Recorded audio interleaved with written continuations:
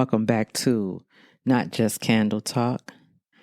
Today's episode is going to be about solopreneurship. What is it? Why is it different from traditional entrepreneurship? And also how to thrive as a one-person business. More than ever, right now, people are starting one-person businesses using things like automation, online platforms, digital tools. Okay. By this year alone, 40% of the workforce um, will choose flexibility over a traditional job. That's interesting. I've seen it coming for a long time. I was talking about this, maybe 5-10 years ago, when a lot of corporations were talking about work-life balance. When they start throwing that one around, it was a change coming, because that is not the case in most corporate jobs. Okay. So anyway, let's get back to the topic at hand. By definition, solopreneurship is a business owner who runs everything alone. No employees, just systems. Okay. Systems and technology to support them. And how it differs from entrepreneurship. Entrepreneurs, they build teams, right?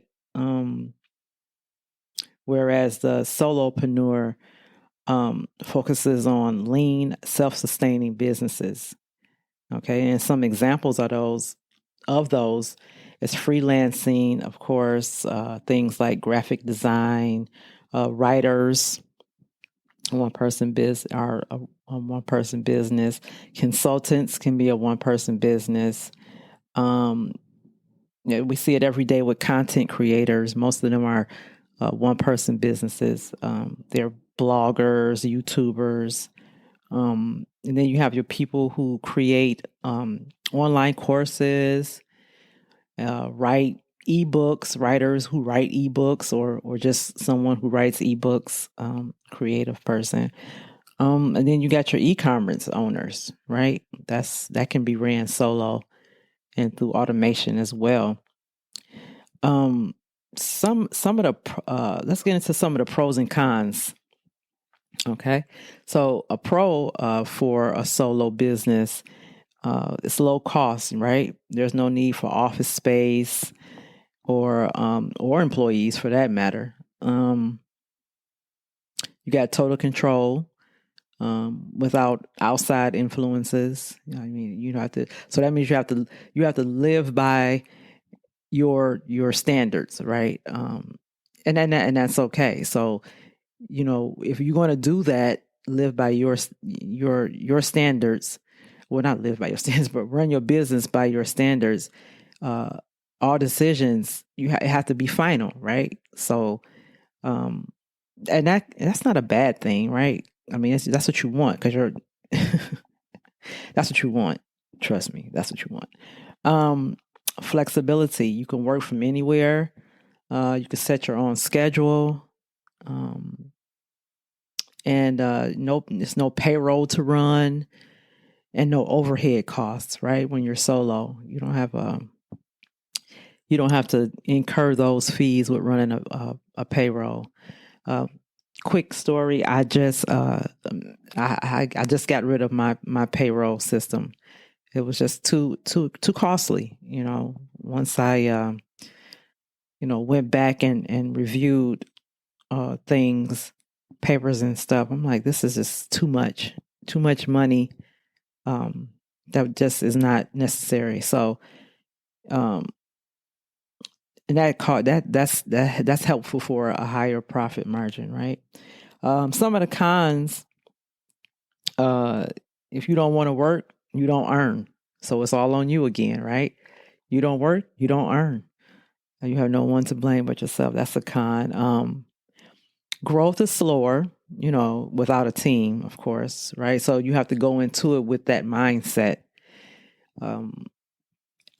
Burnout, you can get some burnout handling everything, right? The sales, your finances, the operation, day-to-day operations, that can be overwhelming. So you can't, it's a higher risk for burnout, of course, that's a con. Um, there's no delegation to a team. So everything is on your shoulder, of course.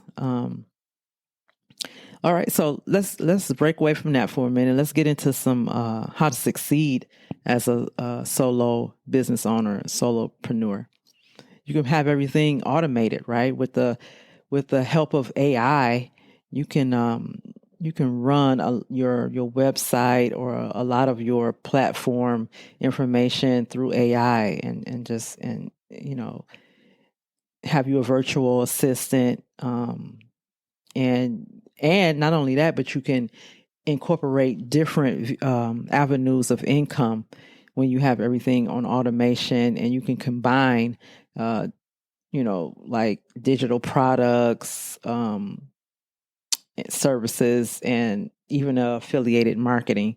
You can incorporate that stuff into your website or your platform if you're using one for your business. Some leverages, again, AI.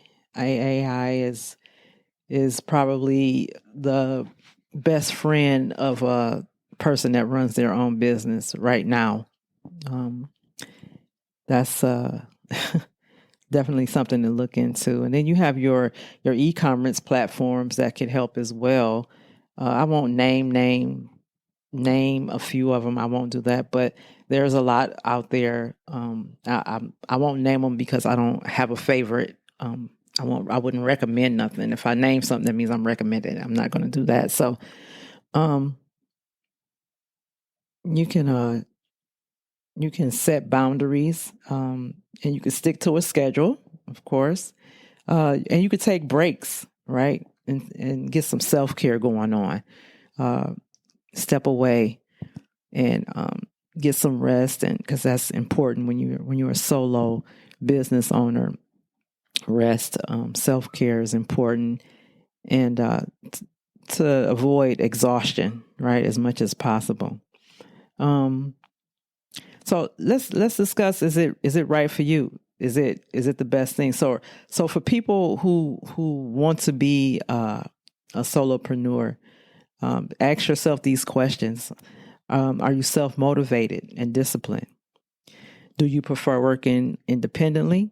Do you want full control over the business?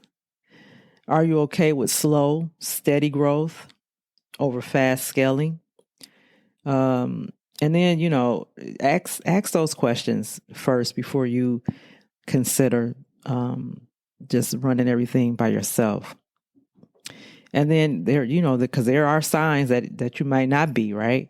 And those signs are if you prefer collaborating with somebody, or you prefer teamwork, and you want the company to build. You want to build the company and run it without you being there. Would that be something? Would that be something you might like? You're not comfortable with handling like multiple business tasks or business roles. It might not be right for you to go into business as a solopreneur. Okay.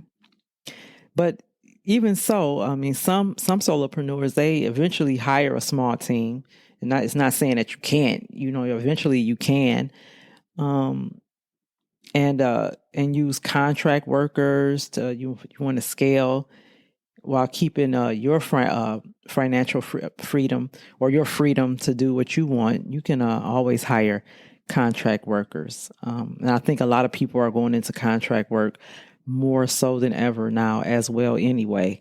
So that would definitely be an extension for the solopreneur, for sure. Again, we're going to, do a little recap. So solopreneurship is about freedom, flexibility, okay, self-reliance, but it comes with challenges, right? I just named a few of the challenges, but it's doable, okay? So, with this type of thing, could you and would you would be the main question. And I have a list of how to become a solopreneur. Okay.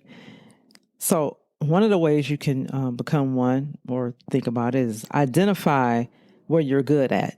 Okay. If you want to become a one person business, identify what you're good at, right? Without putting too much thought, you know immediately what you're good at, right? Everybody has something that they're like, it's easy flow for them. Something that I talked about hobbies before on our episode, a previous episode. It's something that you're obsessed with, right? And you wouldn't mind making an income through it. So embrace that, right? Embrace that thing that it's like, I'm good at this. It's effortless. I don't have to overthink it. And then master it, right? Master it and blend it in with extra skills, like learning, how to operate your website, or learning that the graphic design stuff. Just, master a little bit more skills, add on to what you already know effortlessly. What else? Share what you learn with the public. Identify with other people, with like-minded people. That's always a good motive. That's a good way to stay motivated and inspired, right? When you find your people, share what you're doing with the public. And that will attract your community, your people. Look for problems to solve. Okay. A lot of people that run their own business, most of the time, they're good at solving problems. More often than not, they have more solutions than they have problems, and that's always a good thing. And have your answers. Have your answers to every solution. To every problem. Have the answers ready, right? So if you stick with your niche, I really don't like the niche thing, but if you stick with the thing that you like the most, and if it's a problem that arises and you can solve it, there you go. And you can incorporate how to make money with it, doing it. Keys. And then sell your knowledge. If you're one of those people who have knowledge, who has knowledge or something, and this is opening to becoming a one person mogul. To sell your knowledge, right? And I think with a lot of people, they say entrepreneurship, they throw it around, because I have it plastered on everything myself. And I am definitely, I'm in between both. There's some days I'm an entrepreneur and some days I'm a solopreneur. So I identify with both. I wanted to bring this episode on because I think this is where we're at. This is it. This is it from here on out, from 2025 beyond. We're going to see more and more, but we have been seeing it. We just never put a name on it, or maybe we have. I'm not sure, but I believe this is the gateway to how income is going to be made on all levels. Again, I know people. It's crazy because I know people who run solo businesses. Sometimes we see things and we don't put names to it. We just see it, and that's how it is, right? But I actually know a few people, and they make, it's not even about becoming this mogul, multimillionaire. It's not that. But if you can provide and provide for yourself and make a good income, why not? Right? At the end of the day, why not? So yeah, I'm going to end this right now. I would love for, of course, always and forever, to do a part 2 of this as more information about solopreneurship comes in. Again, if I learn some more things about it, I will definitely come on and share. I am pro solopreneurship for sure. If anyone wants to come on and talk about their journey as a one-person business owner, I would be more than happy to talk about it with you. Again, thank you for listening, and we're going to stop it for now. Thank you. Bye. Hi, everyone. This is JJ, the co-founder of Good Pods. If you haven't heard of it yet, Good Pods is like Goodreads or Instagram, but for podcasts. It's new, it's social, it's different, and it's growing really fast. There are more than 2 million podcasts, and we know that it is impossible to figure out what to listen to. On Good Pods, you follow your friends and podcasters to see what they like. That is the #1 way to discover new shows and episodes. You can find Good Pods on the web or download the app. Happy listening.